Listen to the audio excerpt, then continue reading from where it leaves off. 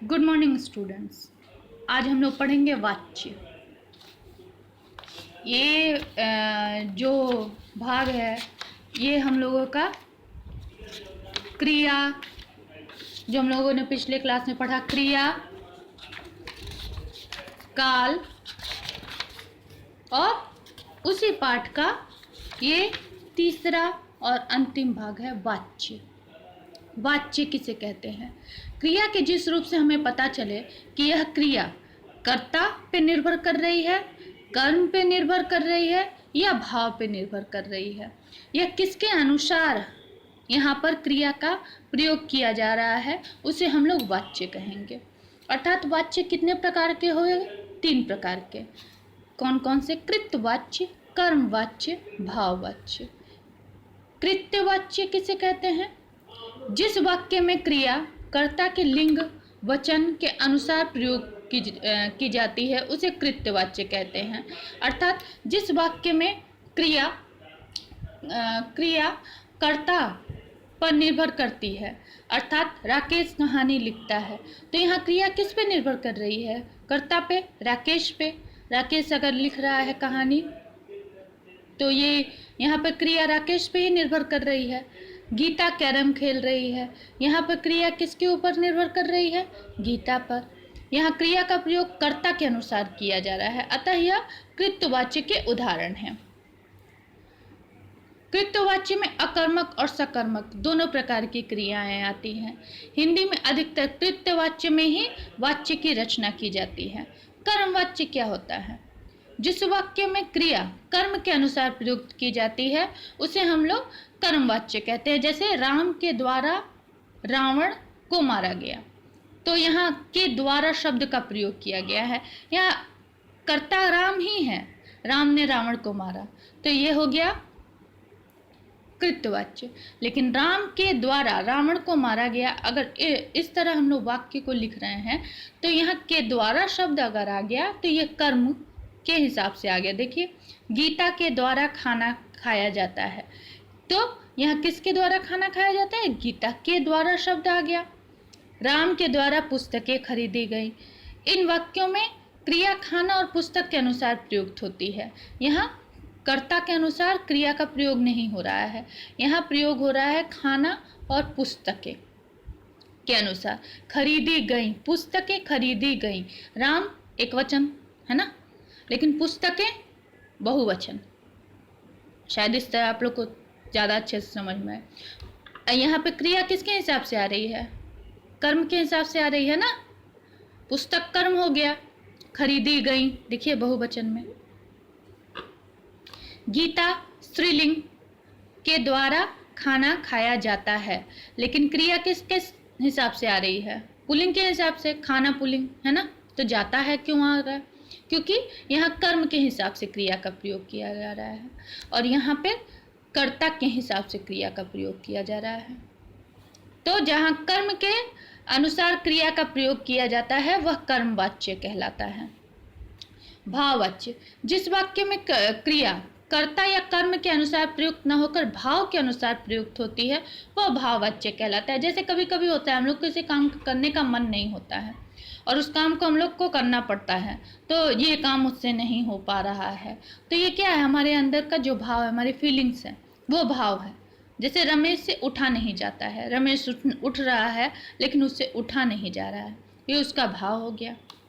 शीला से गाया नहीं जा रहा है, यहाँ क्रिया किसके हिसाब से आ रही है? भाव, कि उसका मन नहीं हो रहा है। यहाँ पे भाव प्रधान है, अतः यह भाववाच्य के उदाहरण होते हैं।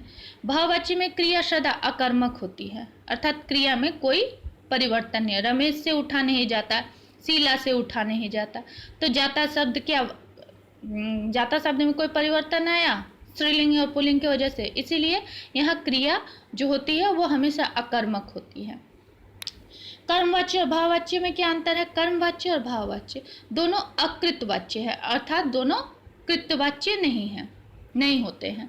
अंतर केवल इतना है कि कर्मवाच्य की क्रियाएं सकर्मक होती हैं और भाववाच्य की क्रिया अकर्मक होती हैं।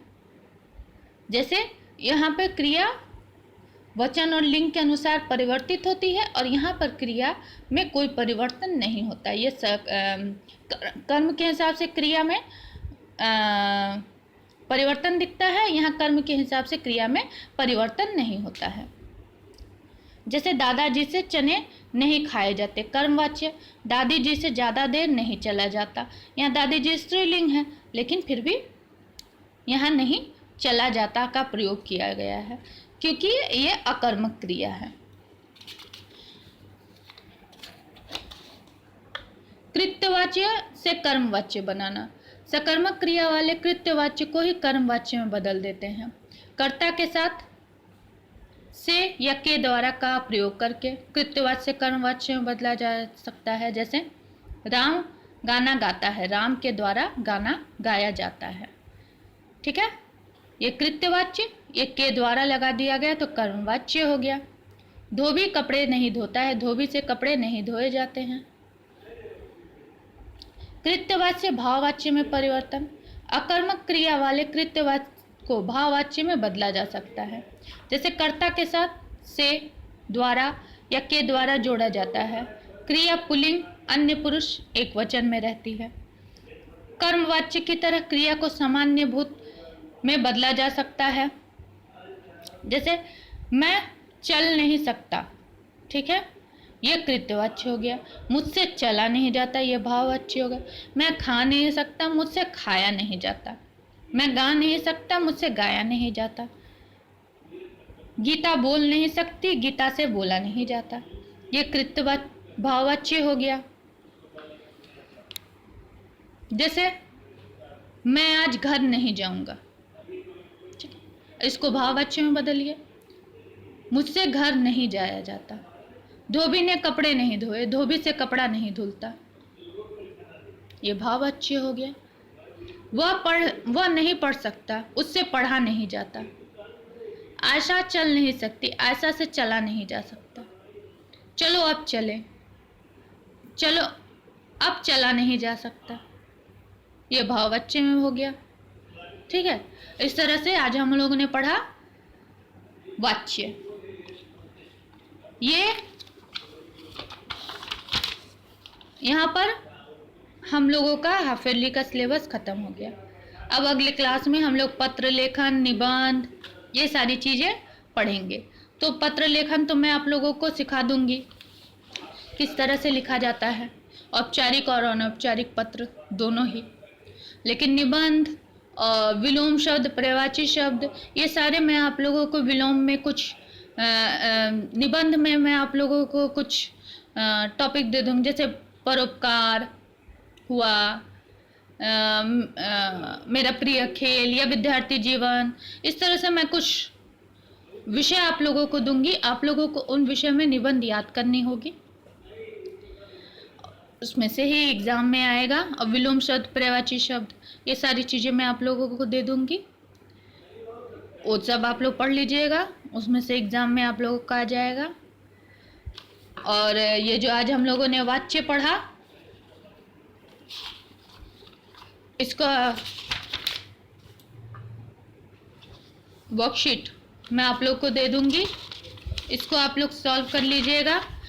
इसके साथ ही आप लोगों के पास जो किताब है तो उसमें जो ये अभ्यास के जो प्रश्न हैं वो कुछ अलग आते हैं, तो उन प्रश्नों को भी आप लोग सॉल्व करने की कोशिश करिएगा। उसको मैं जब स्कूल खुलेगा तब चेक कर लूँगी। ठीक है, बस आज के लिए इतना ही। धन्यवाद।